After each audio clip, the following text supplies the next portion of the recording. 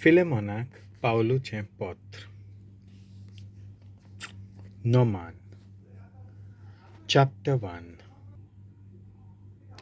हांव पावलू जेजू क्रिस्ता पासत बोणखोणींत पडलोलो आनी आमचो भाव तिमोत तुका फिलेमोना जेजूचे सेवेंत आमच्या मोगाच्या वांगड्या नोमान कोत्ता.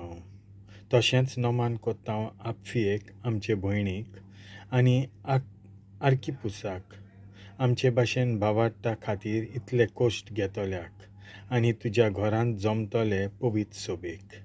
देव आमचो बाप आनी जेजू क्रिस्त आमचो सोमी तुमकां आपली दयाळाय आनी शांती भोगूंक दिवं. दिनवासनी आनी मागणे. म्हज्या मागण्यांनी तुजो उगडास कोत्ता तितलेय पावटी म्हज्या देवाक दिनवासता. कित्याक देवाच्या सगळ्या भक्तांचो तूं कितलो मोग कोत्ताय आनी सोम्या जेजूचेर कितलो घट तुजो भावार्थ तें हांवें आयकलां. तुजो आनी म्हजो एकूच भावार्थ, तर हो भावार्थ दाखोवंक क्रिस्ता पासत कितलें बरें आमच्यान करूंक जाता ताची पूर्ण वळख आमकां मेळूं म्हूण हांव मागतां. तुज्या मोगाची खबर आयकून म्हाका व्हड संतोश भोगलो आनी घोटाय मेळ्ळी. आमच्या भावा भयणीचीं काळजां तुवें म्हज्या भावा समाधान केल्याय. ओनेसिमुसा पासत पावलू फिलेमोनाक उलो कोत्ता. ह्या पासत क्रिस्ता सवें धीर घेवन म्हज्यान तुका तुजो कायदो पाळूंक हुकूम घालूंक जातालें. तरी तुज्या मोगाक उलो मारूंक आनी तुका विनोती करूंक फुडें सरतां. हांव पावलू म्हातारे पिरायेक पावलोलो आनी त्याहून ओदीक आतां जेजू क्रिस्ता खातीर बोणखोणींत पडलोलो. तुका ही विनोती कोत्ता.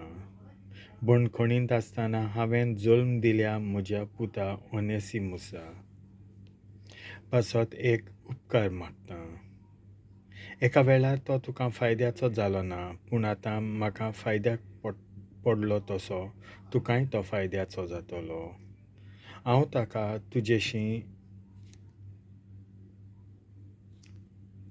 ताका तुजेशी पोत्तून धाडटां. ताका धाडून एके भाशेन म्हजें काळीजूच धाडटां. शुभ वर्तमाना खातीर हांव बोणखोणींत आसतना तूं खुशेन म्हाका आदार दितलो आसलोय. तोच आदार म्हाका दिवंक ताका हांगा म्हजेशी दवरूंक म्हजी खोशी आसली. पूण तुजी मान्यताय नासतना कितेंच करूंक म्हाका बरें दिसलें ना. तुजो उपकार तुजे आपखुशेचो जावचो आनी तुका बोल्ड करून हांवें तो काण घेवचो न्हय म्हूण म्हाका दिसलें. ओनेसिमुसाक घडये तुजे सोशिलो थोडो वेळ ह्याच पासत काडलोलो जायत की तो दुसरी तुज्या सांगाता सदांकाल आसचो. पूण आतां गुलाम कसो न्हय तर गुलामा परस ओदीक व्हरतो.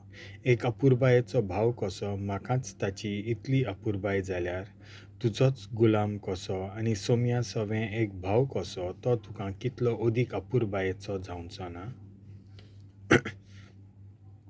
तर आमचे मदें आसा त्या एकचाराक तूं मोल दिताय जाल्यार म्हाका तुमगेर मैपासान घेतलोय आसलोय त्याच मैपासान ताकाय घे.